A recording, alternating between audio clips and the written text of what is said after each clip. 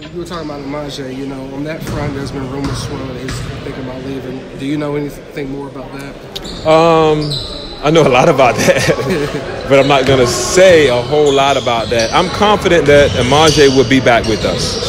I talked to his mom, and I talked to Imajae quite a bit, and I'm giving him sound advice like I would with any of my guys and my children.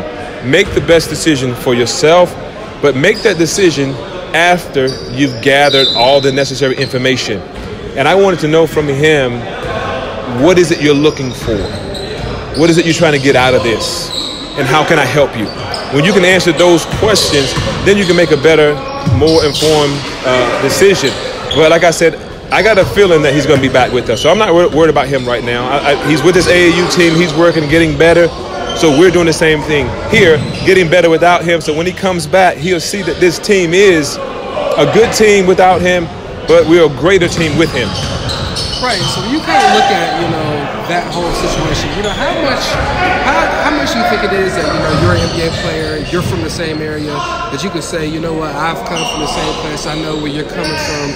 How much do you think that helps you, that type of situation? I think experience is the greatest teacher. He and I are very familiar. Matter of fact, where he lives at now is a mile from where I grew up. So I can tell him stories, and his eyes just light up because he can relate to that. The transition from going to Greene Central, for me, going from Greene Central to a junior college and becoming a Division I player is a little bit different from him.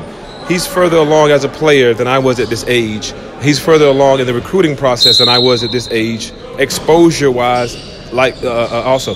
But where he will have the difficulty now is when people start to label him as mid-major or too small to be a power forward at Division I. He has to accept that if that's the record for him and realize that he can still thrive. And I know about getting better as a player. I know about making those transitions. I know about being from a small town and having to go through big-time college basketball, if you will. And, again, I give him all these little anecdotes, all these little helpful tidbits here and there, and and I don't have to worry about him because whatever I kind of say to him, he takes it and he utilizes it. Even if it's a critique or criticism, he takes the good out of it and applies it, and that's what I like about him. His mother has done a beautiful job of raising him. But yeah, I'm pulling out all the stops. I'm like, any question that you have, I can answer it because I have the practical experience because I've been through that.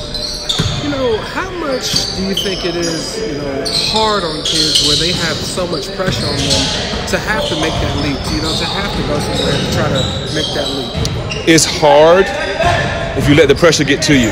Pressure in any situation can break you down.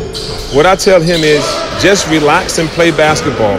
Relax and go through practices, training to make yourself better. Because at the end of the day, when it's time to make that decision, you're going to make that decision. But don't let making that decision, don't let that carry onto the court. Because now, trying to make that decision causes indecision and it causes frustration. Don't be frustrated, just relax and play. You're going to play somewhere. But the biggest message that I give to Imajae, and I would give this to any player that's thinking about transferring, what are you trying to get out of transferring? And how is that situation or that coach going to make you a better basketball player? When you look at how, social media affects it, social media can help, kids get so much more exposure, but it can also hurt because, people say, oh, you need to go even bigger, even more. How much do you think that, kind of ties into, how high school basketball is kind of set up? It can hurt because sometimes when you start to believe the hype, you start to believe your press clippings a little bit, people can put false hope in you. It can create false expectations. The biggest thing is it's great to go big-time college basketball, but you want to go and play. You got to be realistic and go somewhere where you can play, where you can develop, and you can become the best basketball player that you can become, as opposed to just sitting there wearing a jersey. North Carolina, Duke, NC State, Maryland, any school you name, they get a lot of talent. McDonald's All-Americans, high school All-Americans, great players, but not all of them, get on the floor as much as they want to. So these players, the hype and everything is good, but you got to look beyond the hype. You got to look almost ignore it as much as you possibly can. It's hard to do it now because I see my guys looking on Facebook and they're pointing out, oh man, this is the guy, this is the top ball in this area. He's going here. Look who's recruiting him. All of that is fine for conversational pieces. But my thing is, can he play there? All those schools that's recruiting him, can he play there? He's only going to play for one of them. You know, if something happens, he might get to play for two. But the bottom line is he has to go somewhere where he can develop and he can play and get better. And that's more important than any tag, any label, any press clipping. At the end of the day, if you can't go to a school or, transfer from high school or college and can't play, it's going to be a miserable experience.